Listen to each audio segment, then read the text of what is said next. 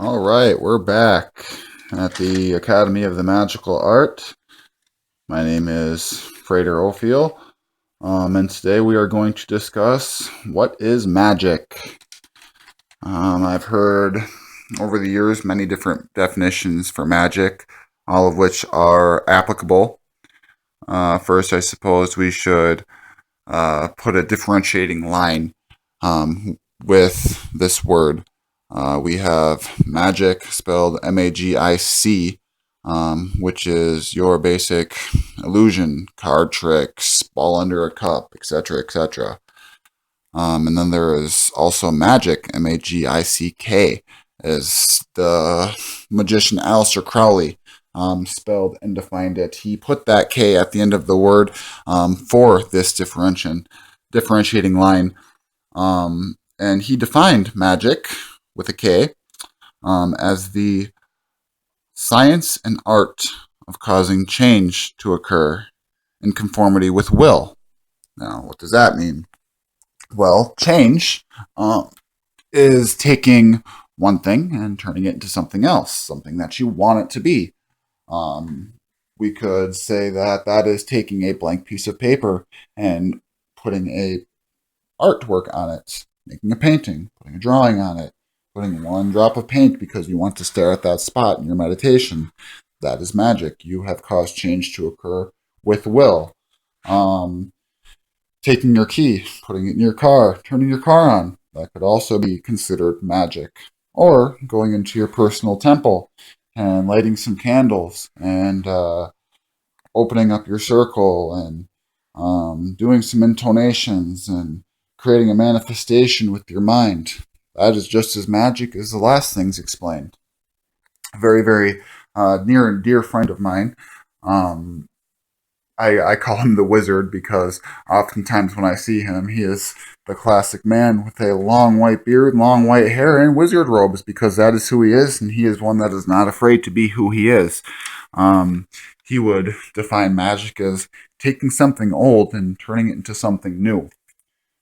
Just the other day, I was talking to some of my friends, and they are married and they live in the groom or the husband's house, and he's had it for 8 years, and he's been in this house for years. With various different relationships coming in and out of it, and the entire time having this house stay the same. And he was seeing problems arise in his home that were slightly mirroring previous relationships. And I looked at him and I asked, well, why haven't you taken this old thing and turned it into something new, something for you and your wife? A transformation, if you will. Transform your home, transform the physical shell of what you are residing in into something that mirrors and emulates yourself and your wife so that it is yours. Well, he took that to heart, and that very day, my wife and I, and him and his wife, worked on physically and spiritually cleansing out their house and redoing it with some paint and hanging some things on the wall, etc., to make it theirs, to emulate them. Well, that was magic. So magic, be as you may, can take many forms, many many forms. Now, on this channel at the Academy here, we are not going to be discussing so much the the magic that I had discussed with turning your car on and things like that. That was just an example to get my point across. Magic is found everywhere, everywhere and anywhere. If you are going on a date and you're really, really trying to impress he or she that you are encountering on this date, well, what does a lot of people? What do a lot of people do? First, they clean themselves. Every physical action has a spiritual action. So, in bathing themselves, they're washing off the old physical and spiritual grime from their body. And then, next thing they do is they get out of the shower, they dry themselves off, they get dressed, and they put on a cologne or a perfume. That cologne or perfume is not for them. That cologne or perfume is generally for those around them to make them smell good. In most cases that I've seen, when my wife wants to go on a date with me or she wants to arouse me in any way, she'll wear a perfume that I really enjoy or pheromones. Now, That act of putting perfume on or pheromones on to create an arousal within her spouse, myself, would that not be considered magic? Causing me to smell something that creates an arousal? She just performed magic. Magic is everywhere. Here at the Academy, as I said, we're going to be discussing uh, the more classical thought of versions of magic, the elemental magics, the high magics, shamanism, working with spirits. But I just want you to make note and be very, very aware that everything that you do is magic. Every action that you take is creating a manifestation. It was once said to me that every thought is a prayer, every word is a spell. You are manifesting when you walk through life. You are creating magic. You are speaking things. Anytime you smile at somebody, or anytime you say a word to somebody, you create an emotion. You've created magic. You put forth a vibration that creates a ripple. You'll oftentimes hear me use the word the ripple effect. Well, what did that cause that you've just done create? What did it affect? Cause and effect. Be very, very cautious of the magic that you're using, whether it be in your temple or in your circle or at your altar or walking down the street and saying a word to somebody or having a conversation on the phone.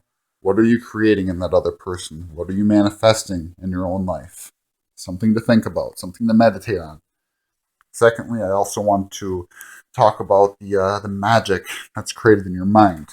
Now, every action stems from thought. Okay, many people know that, and thought, just as words, have vibration. So as we grow together, as we progress through this process and this journey, I want you to start to take very, very close note of your thoughts, because thoughts manifest into word and our action.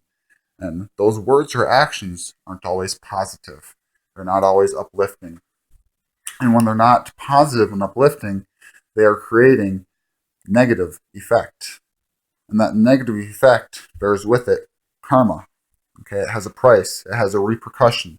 It has a repercussion in the receiver's life, and it has a repercussion in the sender's life. So, with every thought that you think, is this good or is this bad? Is this from a source of love and joy and peace and harmony, or is this from a source of anger or malice? You know, when you are having a conversation with your parent or with your spouse or with your coworker, and you're feeling your energy rev up, rev up, rev up, are you going to expel that with a yell or with a harsh word and create a negative manifestation in that person's life because you may feel upset or hurt? Or are you going to calm and balance yourself and regain your center and then take that energy, that same energy, and do something positive with it?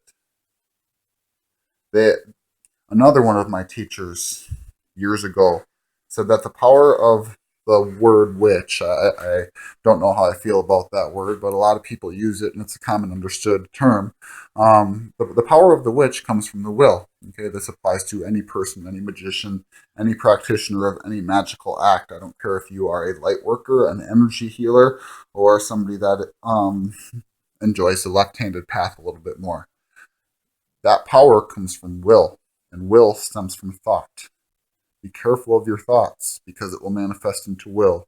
And what you manifest with will, you manifest into physical reality. It will manifest eventually. Will manifest. Food for thought for the day. Thank you for joining. Thank you for listening. Thank you for coming to uh, listening to my rambles once more. Blessed be and have a great day.